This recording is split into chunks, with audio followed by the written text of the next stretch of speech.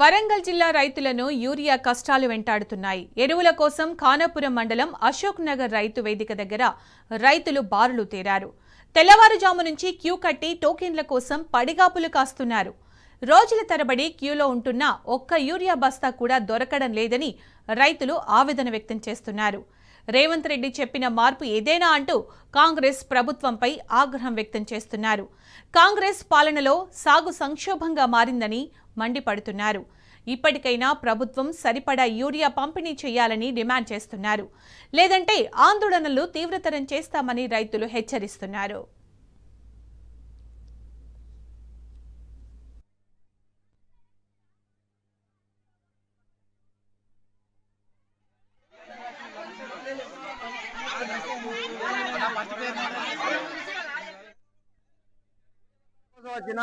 నాటేసిన కానీ ఊరియా లేదు సార్. ఎక్కడ పోయినా ఊరియా దొరకలేదు. 4 ఎకరాలు ఉంది సార్. ఒక 2 ఎకరాలు కౌలు సార్, 2 ఎకరాలు సొంతం సార్. ఒక్క బత్త కూడా వేసుకోలేదు సార్. వరి సన్న దొరుకుతుంది సార్. నేను రోడ్డు కట్టి వెళ్ళంగానే వేసుకున్నాను. మురుగశిలలో నాకు పడిపోయింది. నాది ఇంతవరకు పిండి లేదు సార్. నాకు పిండి లేదు. ఇవాడికి 3 రోజులు సార్ ఇక్కడ నేను ఉండబడి దోమల బిల్ల పట్టుకొని ఈయనే పండుకుంటాను. దోమల బతి సార్.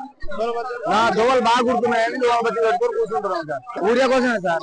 4వ రోజు దొరకలేదు. దొరకగా ఈ నాటులో కానీ బురదలో 2 ఎకరాలు నా సొంతం, 3 ఎకరాలు పునావా.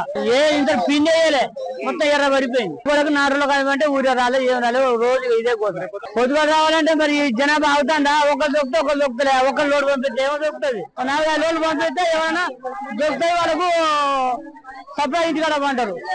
ఏడాది తీసుకొచ్చి పనులు అవుతుంది దొరకక. ఏమో ఒక బత్త దొరికిన ఎకరం తిండి మందం పంచాను.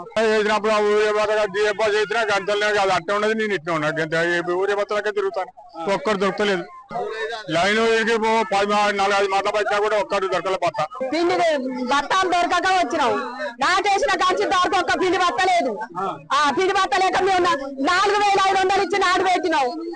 ఒక్క దిక్కు మంది బత్త వేసినావు. అవి ఏం పండుతాయి, ఏమవుతుంది? మాకు మేము ఎట్లా బతకాలి? 8 ఎకరాలు వేసిన ఏం లేవు. లేకనే ఈ బాధలు. ఈ బాధల కొరకు తిండి తినక తిని వచ్చి పోయిన కాపుల బండు అవుతుంది.